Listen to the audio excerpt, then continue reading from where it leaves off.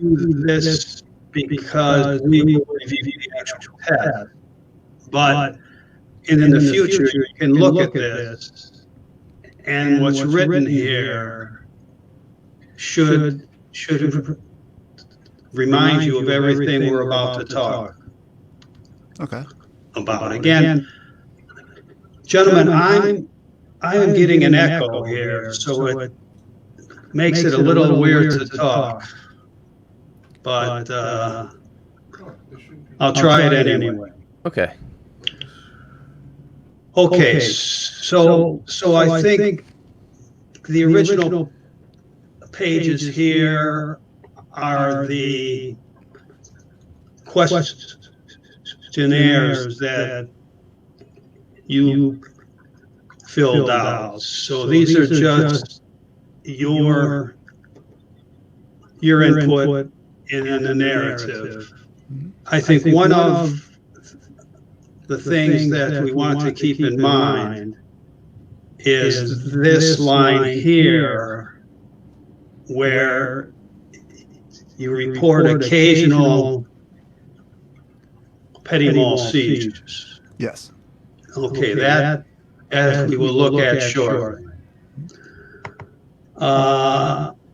And then this questionnaire is from the office of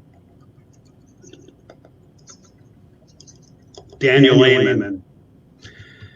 And the answers that went into these results will be in the end here in the appendix. Or actually, I didn't pull them out. They're actually right here. Yeah, so these answers are the ones that led to these results. And anything above 1.6 is seen as potentially significant, meaning that based upon your reports, these are the areas that would be identified as being under a particular strain. So the only one that you've identified would be the prefrontal cortex. And then the next questionnaire is by a gentleman, Van Dusen. And it's just another way to get at the areas that you've identified as potentially affected. And anything red, so again, we have the frontal lobe area here, but also the occipital area, and anything orange. So again, the prefrontal, and then the left frontal, and then also the left posterior temporal area. So again, these are the areas based upon your report that we would be looking for the possibility of dysregulation. Okay, as we move ahead here,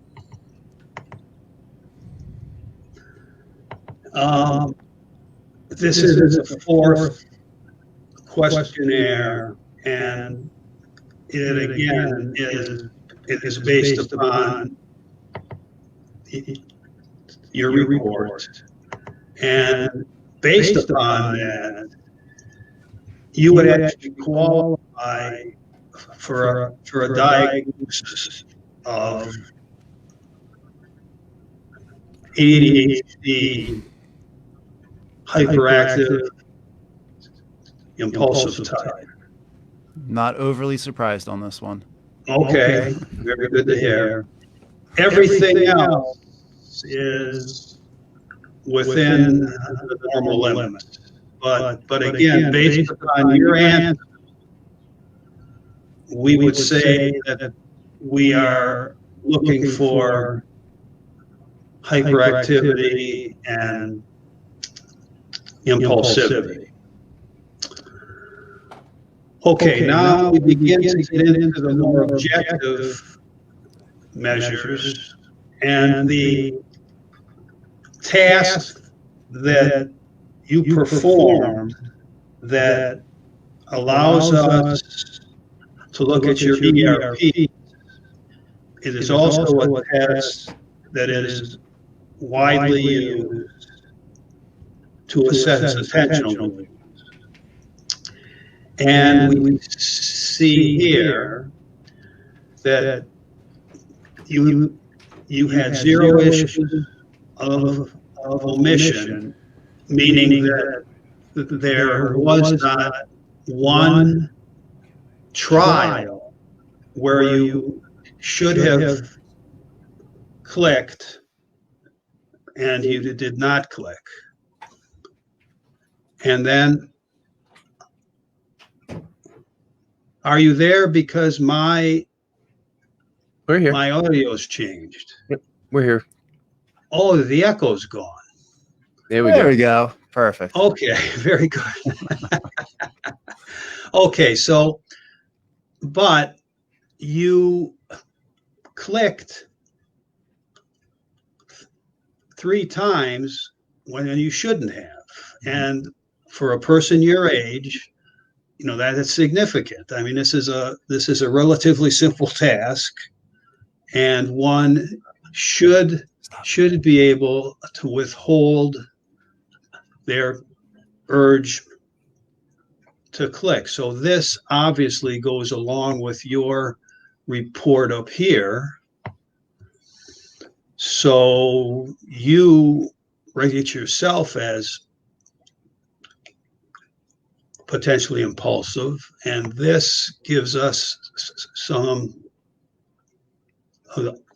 objective support, because in this test you were a little bit impulsive.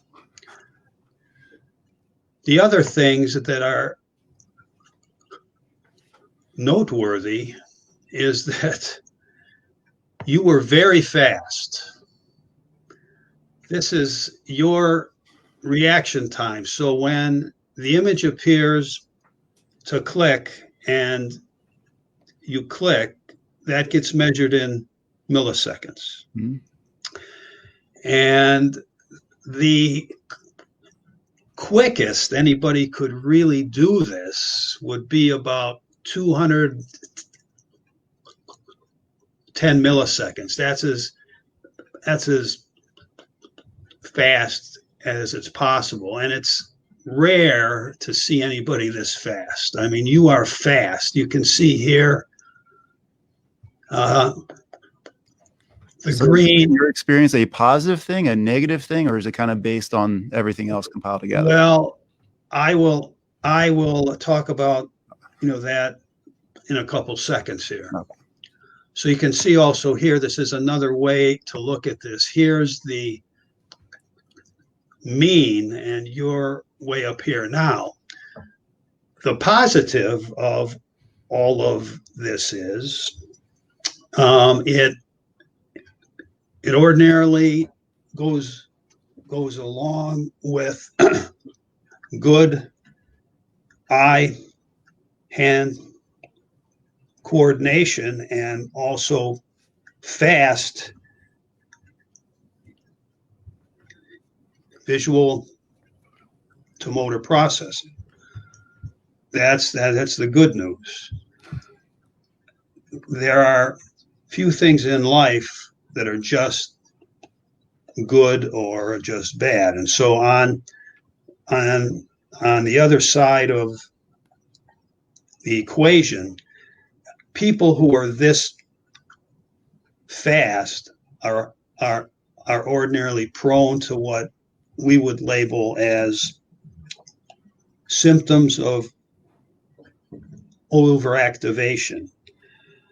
Things like impulsivity, hyperactivity, anxiety, possible issues with anger management, sleep issues, things like that. So you are very fast. I don't know if, I mean, we kind of have the evidence for the impulsivity side. You can think about whether you deal with any of the other issues of overactivation.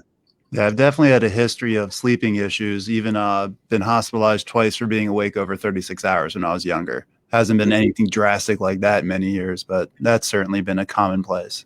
Well, okay, we aren't surprised.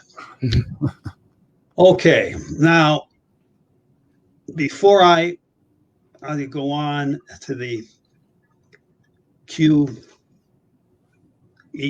results, would anybody like to say or ask anything about what we just reviewed? I got most of the information, at least so far, on what I got. So Yeah. I'll continue asking questions unless you need me to hold them till different. No. You got me so far. Anytime. Okay, these are a couple of fragments of your EEG. The only thing that I will point out here is where these lines are a little darker than the others is ordinarily a sign of muscle tension. And again, people who appear to be overly activated very often have excess muscle tension. You'll see here, we ordinarily send our recordings to a neurologist because it's the trained neurologist's eye, which is the gold standard for looking at abnormalities in the shape of the EEG. But since we weren't doing that here, there is a program which is a part of the analysis which looks for spike activity, and I wanted to do that because of your report of occasional petit mal seizures, but nothing in the pretest was identified. Now, It should be known this does get some false positives and some false negatives, but it's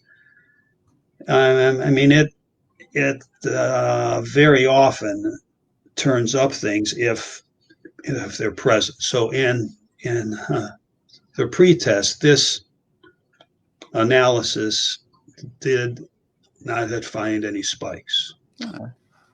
Yeah, usually I'm usually more in line to get those small petit mal seizures when I'm immune compromised or something of that nature. I went into the baseline feeling good. So times like when I was really sick, having mono, or when I'm cutting a lot of weight for martial art competitions, those are when I'm most likely to get them. Not feeling well. So I'm seeing that in the baseline is normal. Very good. Okay. So now looking at the QEEG data.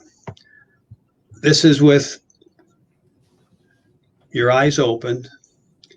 This is just a picture of where things are in your spectral analysis. This is from 1 to 30 hertz. And it just shows us this, where this is here. This is actually muscle tension, this blue here. That's higher frequency excesses. But you can see there's a real peak here at CZ. And there's also a peak at FC. You should have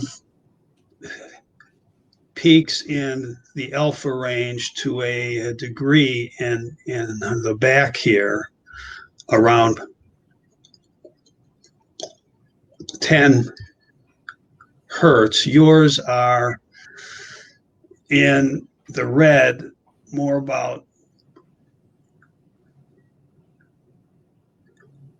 7 to 8 hertz, and we will talk about that. So that's just a picture of what was found. As we move here, and then again, to orient you, if your nose is up here, here are the ears, here is the back of the head. So these are the prefrontal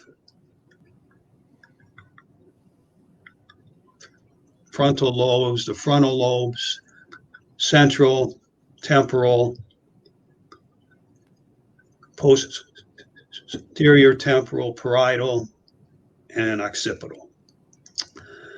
This is what the analysis pulled out as a significant deviation from the database of people your age. And you can see that it's right around what this picture here depicts, okay, at CZ and at FC. But if you look anywhere where there's a blue or a red marker, there's significance. So this is where the peaks are, and the peak is at 7.8 hertz. But you know, there's a range as well that's significant. So we're talking approximately 7 to 8 and a half hertz. You've got excess activity in that frequency range. And this is the amount.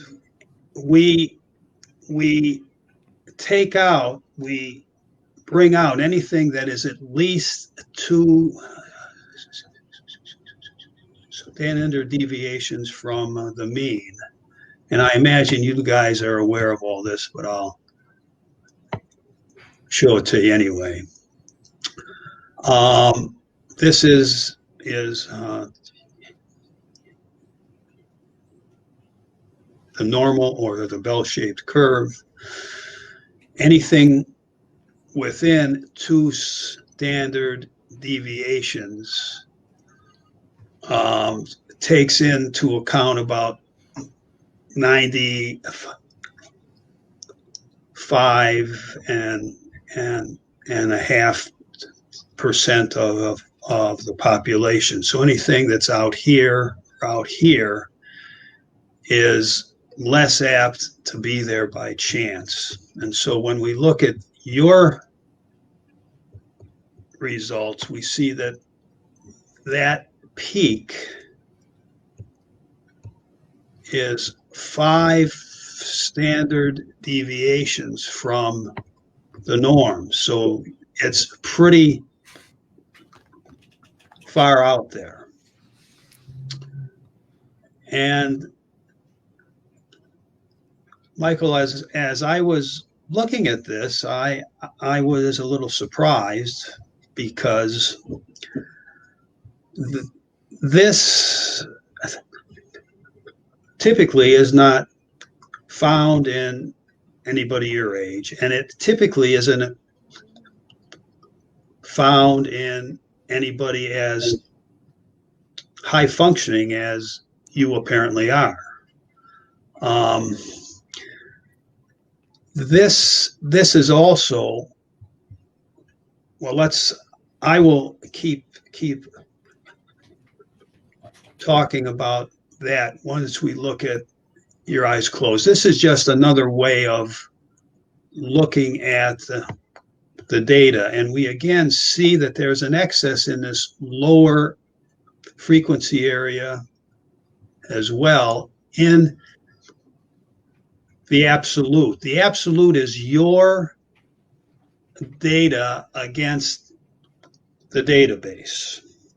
And so just looking at the absolute, you've got a lot of excess slow here, but you also have excess fast. But when we look at the relative, which is actually more pertinent to actual functioning, because this is how the activity in the various frequencies is relative to the other frequencies in your own brain. So you can see here, there's been compensation because you've got this excess fast that kind of counters the excess slow, and the only thing that remains is this excess 7 to 8 hertz. There is also some remaining excess fast, but that did not reach a level of significance. So moving on to your eyes closed, similar picture, but not when we close our eyes, there should be a rise in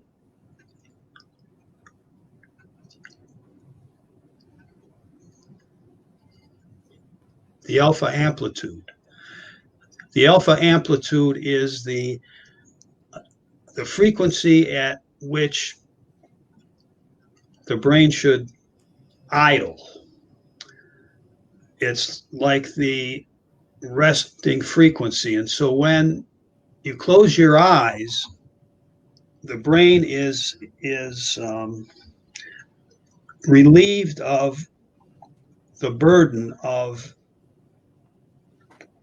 the visual input. And the visual input is very, very complicated. And when our eyes are open, a lot of the brain's energy and a lot of the brain's geography is used up with the visual input. So when we close our eyes, it's as if the brain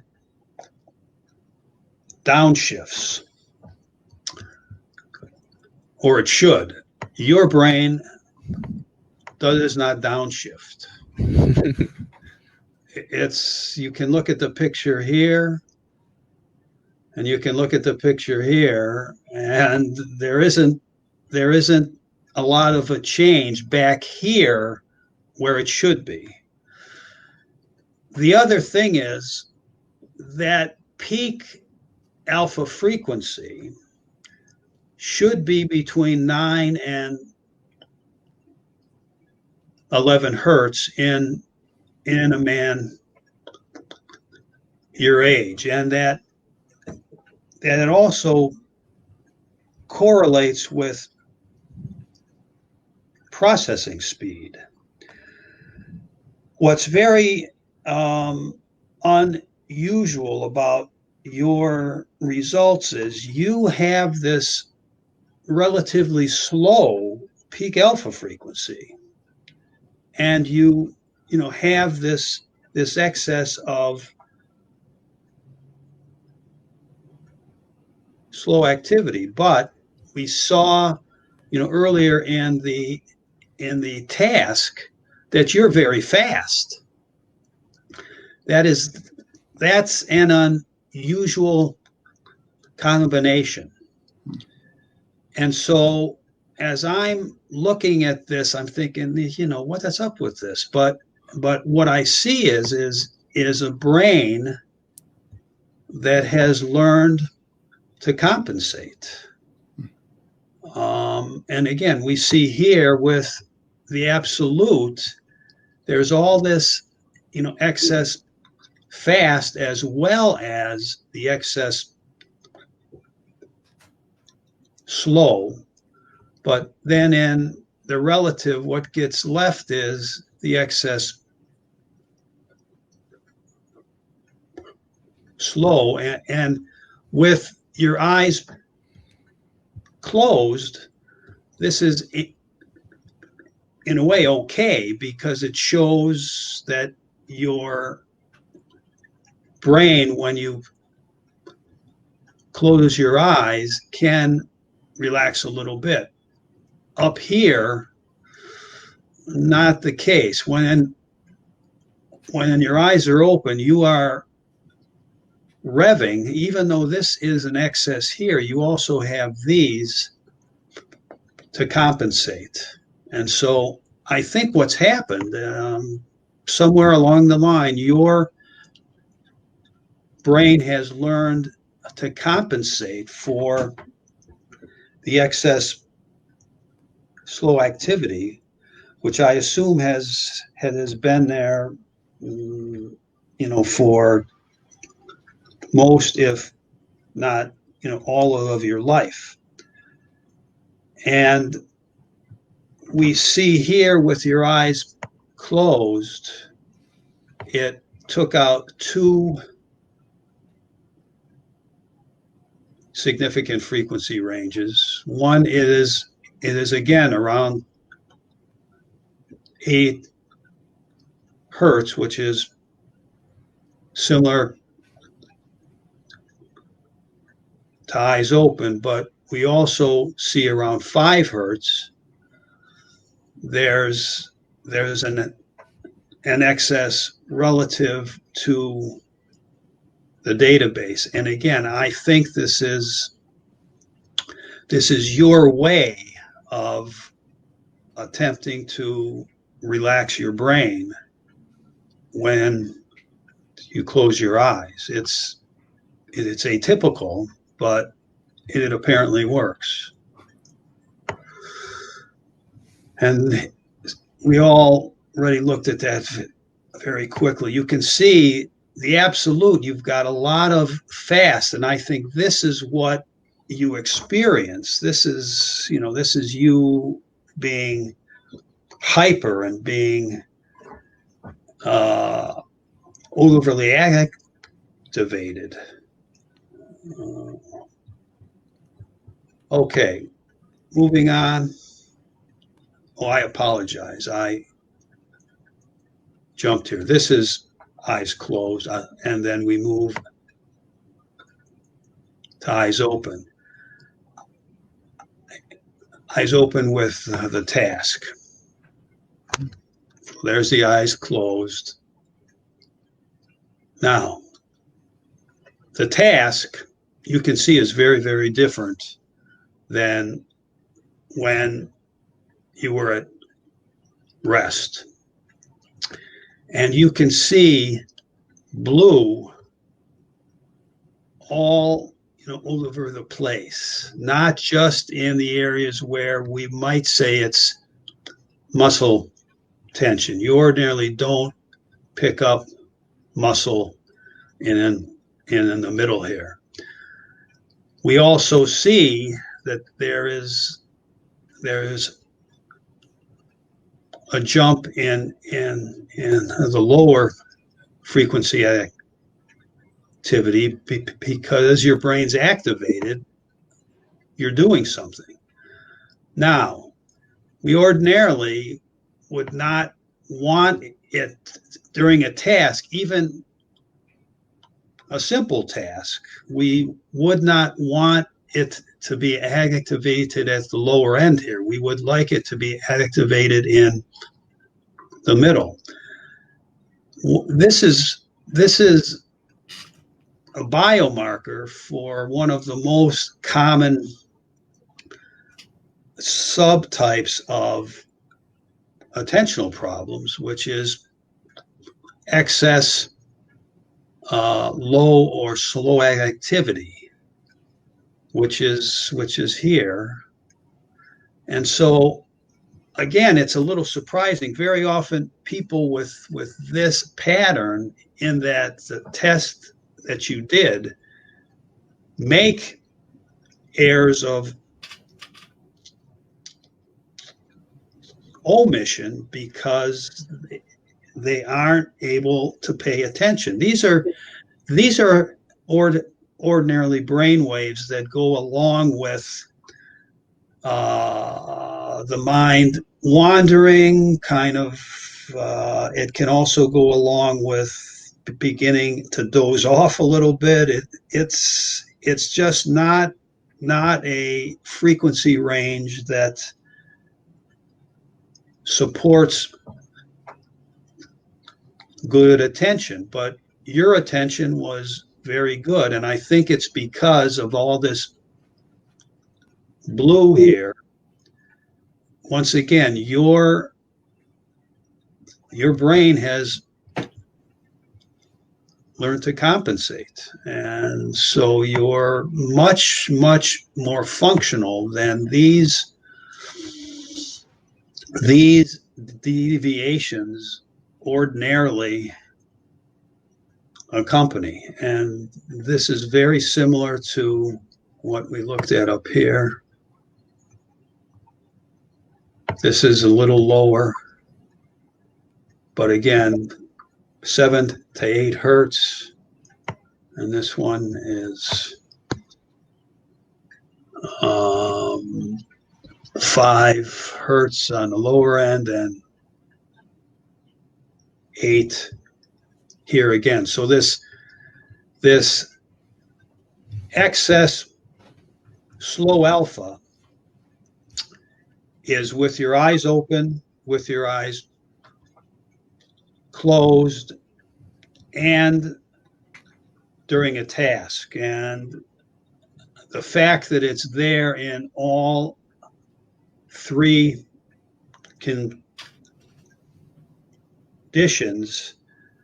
tells us that it's more of a trait situation. It's the way that your brain is, rather than a state situation where it depends upon what the situation you are in. The excess slow with the 3.6 hertz there and the 5 hertz here, that's only with your eyes closed, which again, there we could see it as a way your brain again is attempting to compensate for the compensation. You you compensate for the excess slow alpha by generating more beta amplitude. But if that was the case when you would close your eyes, it would suggest that your brain has a very difficult time trying to calm or to rest. So I looked at this as, that again, it is a compensation for the compensation. But then when we go here during a task, this typically serves no good purpose. So I would think this makes things more difficult for you. You're obviously able to function well, but one would guess that it's fatiguing. But then you also tell me that I think you've said that you're able to get along and function well on relatively little sleep. This result very often goes along with a person who, if they are doing well, it is at the cost of fatigue, because to compensate for all this and to do well takes lots of energy. So before let's look at this. This is an algorithm that deals with what in the field is known as the inverse problem, meaning that with EEG, because we are getting the recordings on the surface of the scalp, we cannot assume that anywhere we are getting excesses, that the excess is being generated right below that particular sensor, because of all the folds and the creases in a brain and the networking and all of that. We cannot ordinarily talk about the source of the excess, but with computers and with fMRI, they have been able to develop algorithms that, with about a 99% accuracy, they're able to look at your overall pattern and say where this appears to be coming from. And in your case, it's in the back of the head here, in the area of the precuneus. And you can see here, one of the things that this is really involved in is the default mode network, which is the resting network of the brain. So in a way, this makes some sense in what we've been talking about. Although, again, ordinarily, when it's this low of a frequency, it's more that the person has a difficult time being awake or activated or aroused. But we again go back here and we see in the absolute side, there's all of this higher frequency amplitude, which seems to be more what has an effect upon your default mode network. We look at the theta beta ratio because this is the one biomarker that the FDA has approved as a biomarker for an attentional problem. We feel there are at least 4 others, but this is the most common, and as I said, the FDA acknowledges it. This is this is the database, and we see the excess over FZ and CZ. Now, this ratio for an attentional issue is measured at CZ, and you can see there is an excess here. And if we look at the actual graphs, this we see at CZ, you are quite high. You really have an excess of the theta relative to the beta. So again, this would suggest that you have an attention problem. This is a biomarker for attention. At FZ, it's a biomarker for anxiety issues because this is an area of the brain that is very involved in inhibition. You know, the brain can really just do 2 things. It's excitatory and it's inhibitory. That's what the neurons are capable of. Most of the brain's excitatory. Much of the inhibitory function is in the frontal lobes.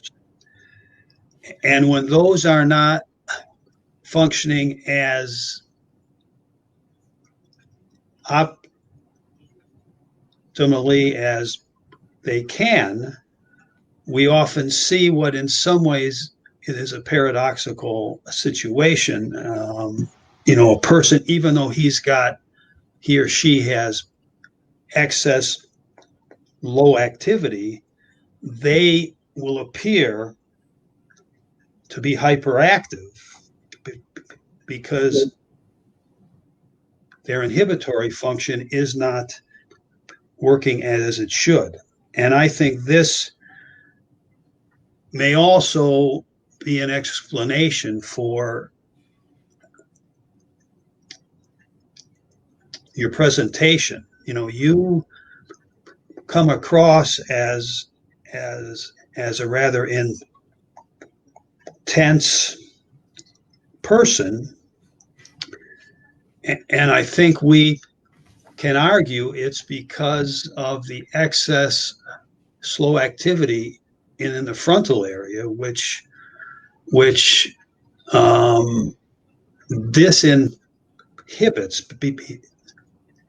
because it has an adverse effect upon your ability to inhibit.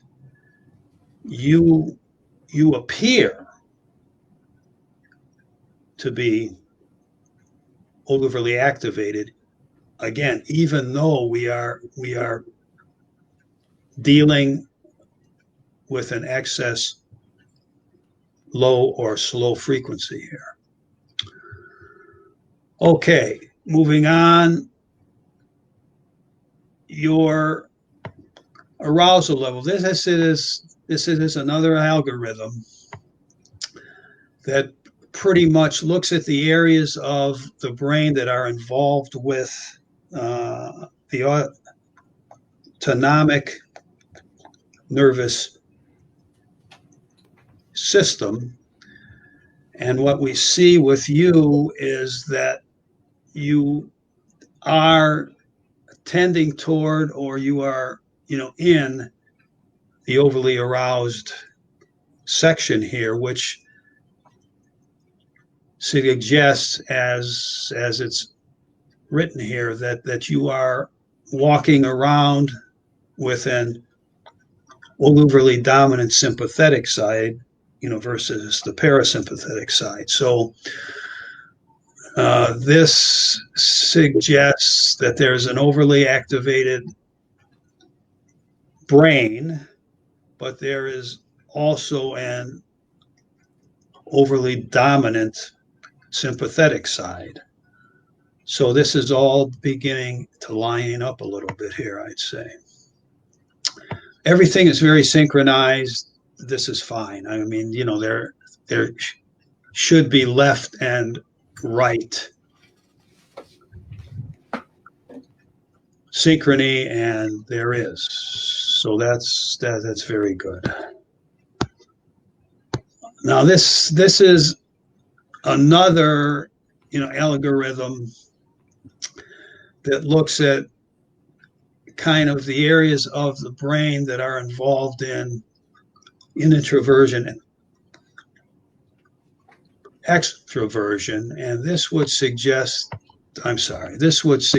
that you're pretty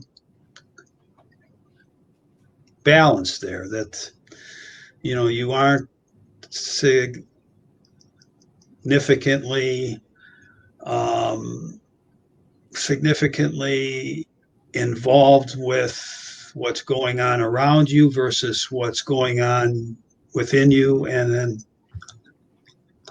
vice versa. So, that's a good result. Symmetry, we look at, the left and the right hemispheres should be in symmetry with each other, and yours are. So that's also a good thing. When we look at coherence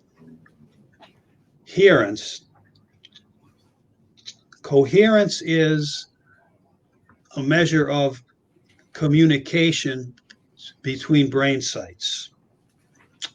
There shouldn't be too much communication, and if there is, it'll be a red or a light red or a pinkish line. If there is too little, it will be blue. Now, this analysis has so many data points that there's always things coming up here as significant. You never see results with perfectly clear heads. But what we see here in the lower frequency ranges, you've got less communication going on. So on the one hand, when we looked at the frequency spectral, we see that you have excess slow activity, but it seems that one of the other ways that your brain compensates is by having less communication going on in those frequency ranges. This is not common. This is a very I'd say a very creative way to deal with the excess slow frequency. So that's with your eyes closed, with your eyes open. Again, a similar thing here. And now here, this is with a task. And this again, Michael, is where I would ordinarily think a person is prone to fatigue, because relative to your peers, you had more communication going on during the task. So your results were very good, but you worked very hard at getting those results. And, you know, again, this to me suggests that you're needing to work harder to achieve what you want to achieve, then would it be necessary if you weren't walking around with all that excess lower alpha and, you know, excess slower frequencies.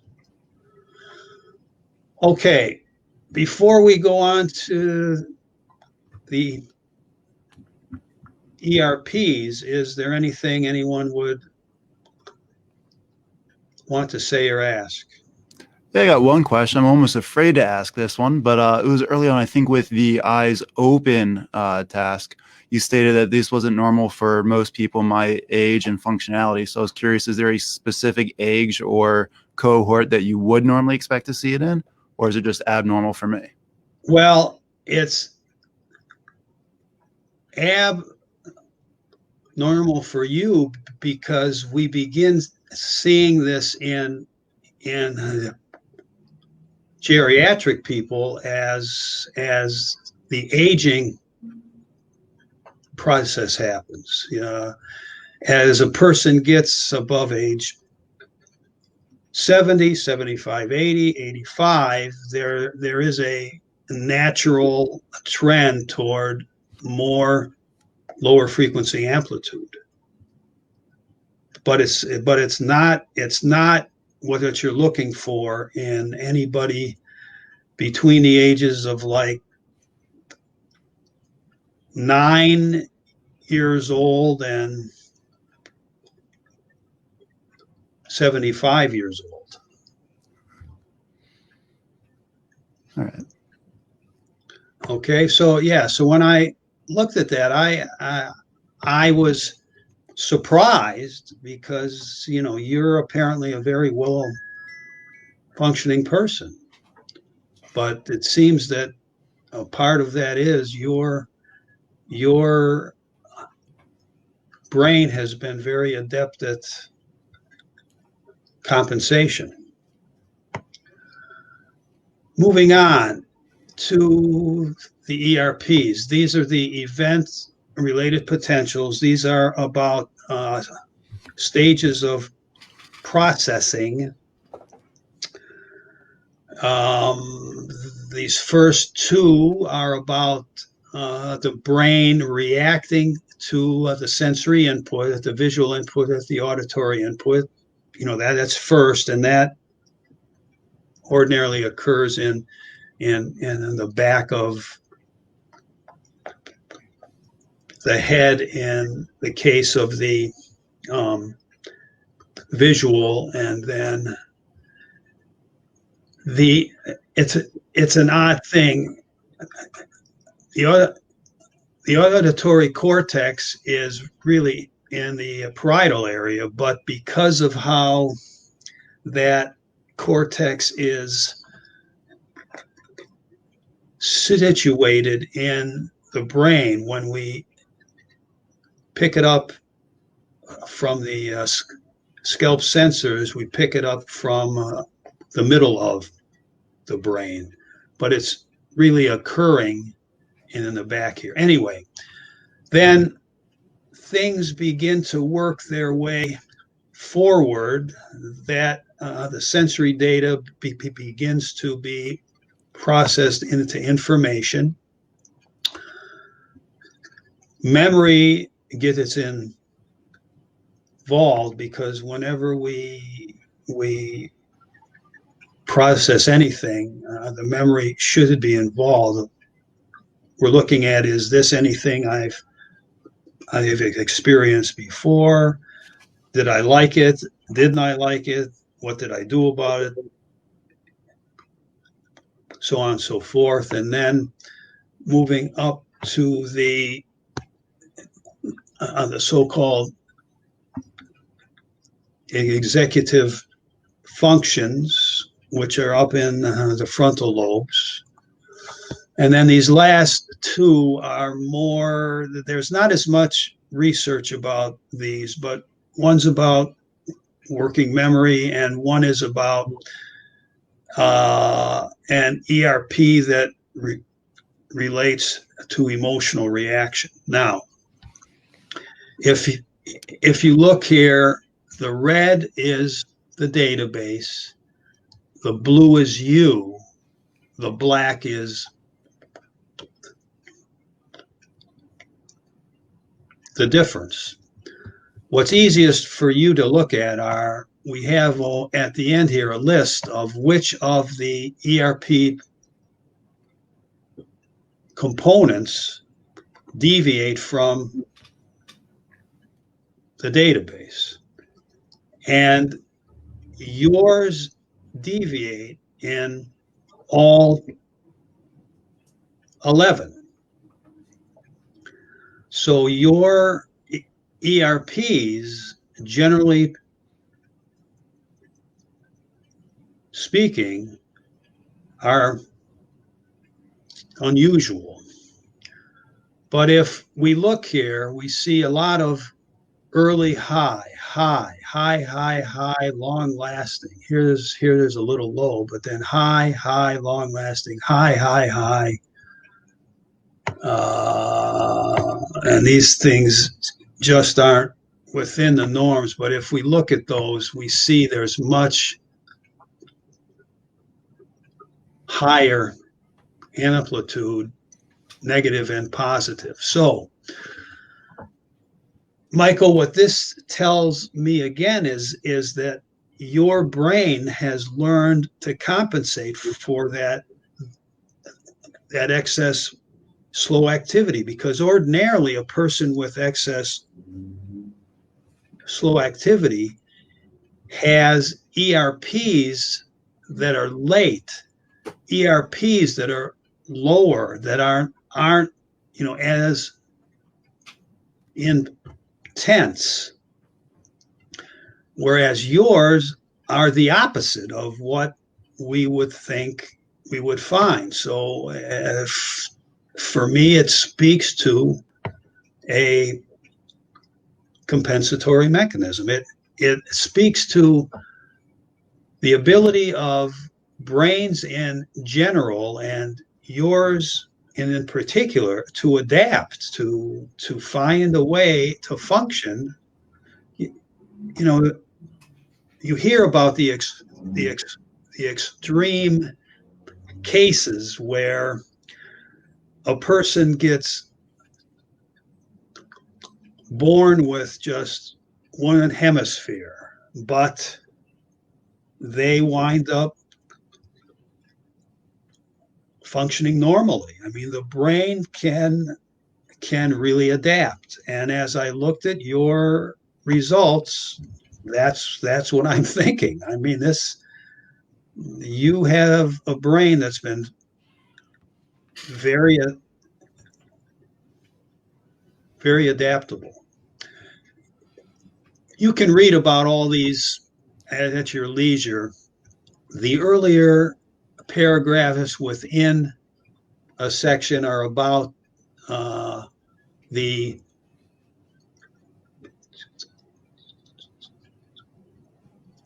component in general, and then ordinarily the last paragraph is about you in particular.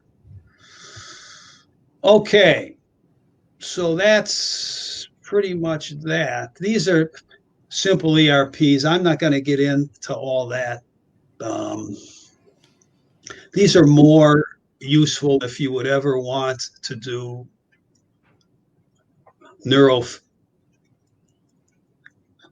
feedback. There is an algorithm that gets at, does this general pattern meet one of the patterns that we look at for the presence of an attentional problem? And you can see here 92%. Anything above 65% is seen as potentially significant. So again, as we've been talking all along, your results with that excess lower frequency amplitude typically goes along with a person who is having difficulties with attention. Okay, shall I move on to the post? Yes, absolutely. What are the changes? Yes, let's look at that. So we go to the post. And frankly, I thought, how much change are we going to see? Because this is already a brain that has done a lot of changing itself, and it's done a lot to adapt. So I would assume it would be able to adapt pretty well to anything you were going to do to it. Even eat Burger King 20 times a day? Yes, but again, as you will see, there were changes, and I will review those. Your answers were pretty much all of the same. There were not significant differences, which is fine. Again, you were feeling then a little bit more, or maybe that's about the same. Again, very similar results there as well. Here, you only had 2 errors, though, and you're a little slower. So before, there were 3 errors, and 3 was significant. Here's 2, but again, very, very similar. But this, you're 21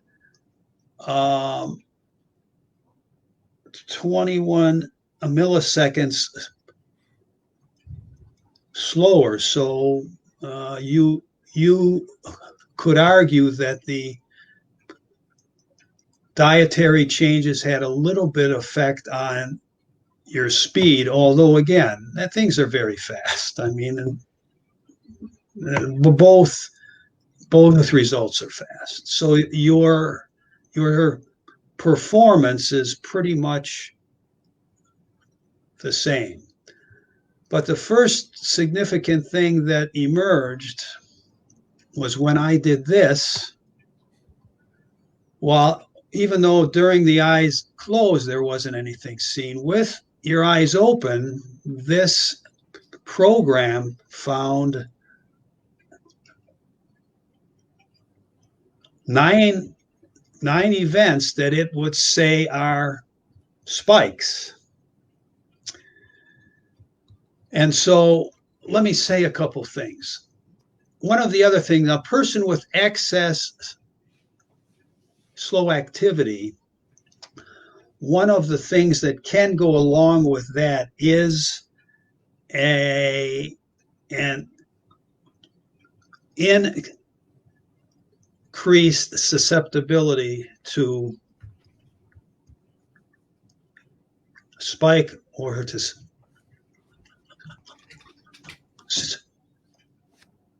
seizure activity. So with all your excess slow in the pretest, even though there weren't any spikes there, it kind of, for me, helped to explain your report of occasional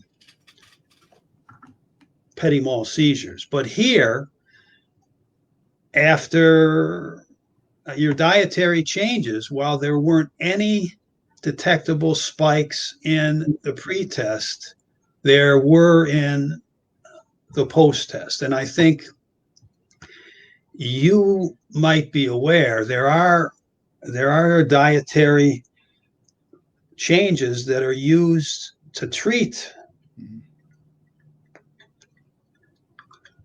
spikes in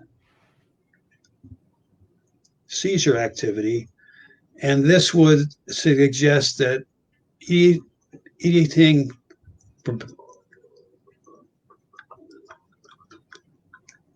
Burger King would not qualify as one of those dietary changes. Not overly surprised with that one. Yeah, so that when I saw that, I said, "Whoa, look at this! This is significant," and it really is significant. I mean, that there weren't any before and there are now, that's a big deal. Mm-hmm. Now we look here, similar picture, and you'll recall before the excess was right around here exactly, but it was only 5 standard deviations. Now it's 8, so that the excess has become even more pronounced, which is not a good thing. Like I said, you don't want this at all. 5 wasn't good. This is really, now you're really out there on the normal curve. Same thing here. Look at this. You're up to 14 standard deviations. That is huge. I mean, that's huge. That's just. I mean, I occasionally see that, but it's a rare thing. So again, a much worsening of the excess. And when we look again at the test here, 9. So in every situation, the excess slow alpha has increased significantly, which I think represents significant changes.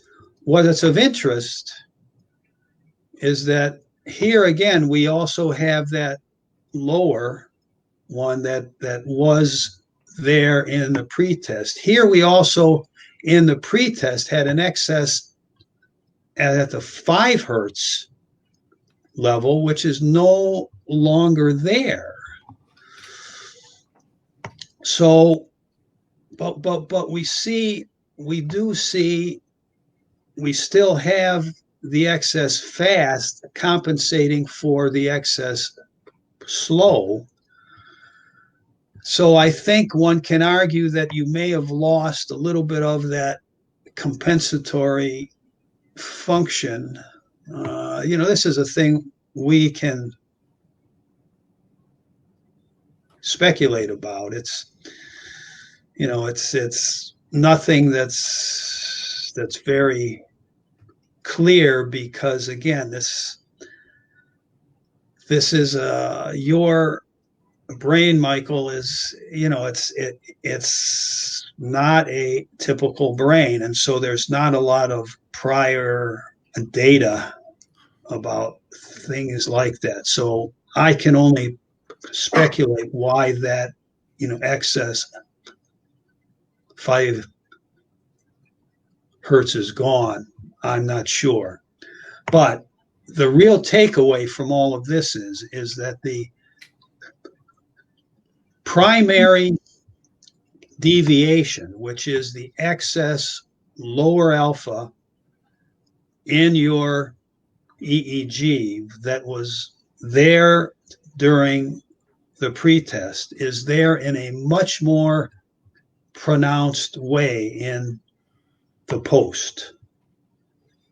And that's not a good thing. Similar generation of the frequency amplitude. Again,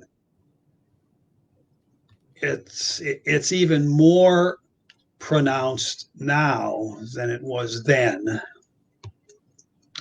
But it's not so much up in the frontal region, although it's significant. So this is pretty much the same, but worse, which again, from what we just looked at with the QEEG data, this would be predicted. So that's not surprising.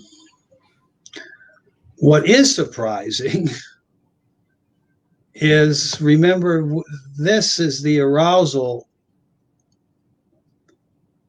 algorithm, and in the pre, you were overly aroused, which would suggest that you were overly dominant on the sympathetic side. Here, you're more in the middle range. Now, again, I can speculate that what you were eating was not giving you the energy, giving you the nutrients, giving you the energy, so that your body was able to generate the level of activity it ordinarily generates, and so the balance between your sympathetic and your parasympathetic side became more balanced. Synchrony, this doesn't reach a point of significance, but you'll recall before these things were pretty much exact, whereas now they are not. And in fact, during the task, about halfway through, there's a shift here. Again, it's not statistically significant, but just looking at the pictures together, there's a difference, and there is less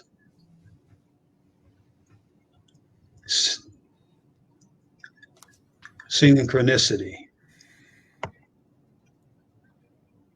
Now here, remember in the pretest, you were pretty much right in the middle. This is now shifted toward the point of more introspection. So one would think that you became more aware of your body, perhaps. You were more aware of feeling things that you weren't used to feeling. You may have also been becoming aware of having a cognitive or emotional experiences that you weren't used to having, so you became more involved with your internal experience versus the external experience. And moving ahead, same thing, everything's symmetrical. Similar results with coherence. We see the blue with your eyes closed and your eyes open.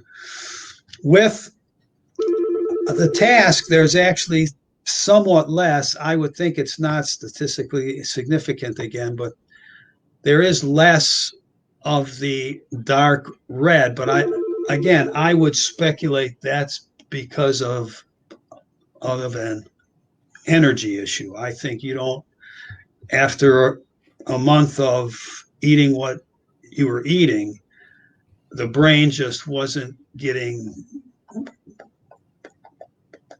the nutrients that it needs. And in your case, that means less excess communication during a task. Frankly, the ERPs still all 11 remain deviant, and they again early, high, high, high, high, high, high. You still, your processing remains very intense, very fast. So it really didn't have a huge, and ERPs are they are more reliable over time. It takes longer to see changes in ERPs than in Q data. So this, if you would keep on that same diet, one would expect that in a few months we would see changes in your ERPs as well. And the last thing, you're very, very interesting here. You still remain above the 65%, but it's not as pronounced. And quite frankly, I'm at a loss how to explain that, because you have even more slow amplitude. So this, for me, it is a puzzle. But with anything, when you get further and further away from the actual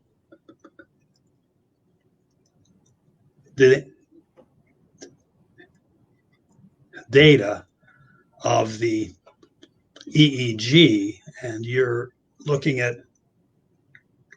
calculations, there's just more room for errors and for differences. So again, I don't know what to make of this. So that's that. And as a summary, I think, Michael, I have learned that your brain is a very adaptable brain, and it's been able to compensate for what would otherwise be a sign of difficulty in carrying out one's life, and you've been able to find ways. Your brain's been able to find ways so that you're highly functional, and that there does appear, as long as you weren't changing any other things that I'm aware of, it would appear that the dietary change had some major negative impacts. The one is to allow for the presence of some spike activity, and then secondly, to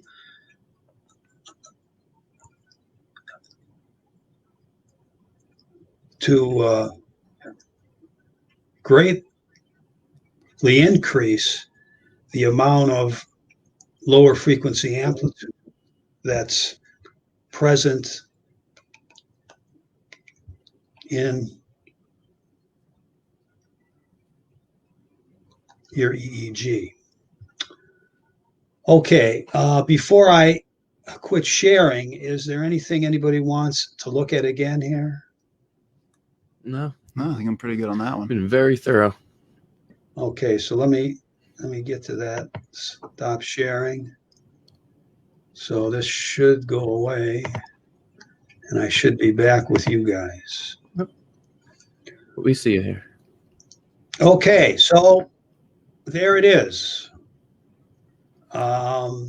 May I answer anything else? You have any questions off the top of your head?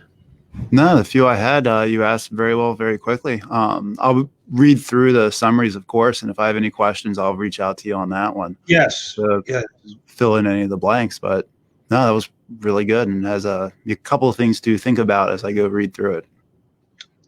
Yeah, and there's anything comes up, let me know, and Certainly. we'll talk about it. Yeah, thank you. Sounds like a plan. I will send you over not just the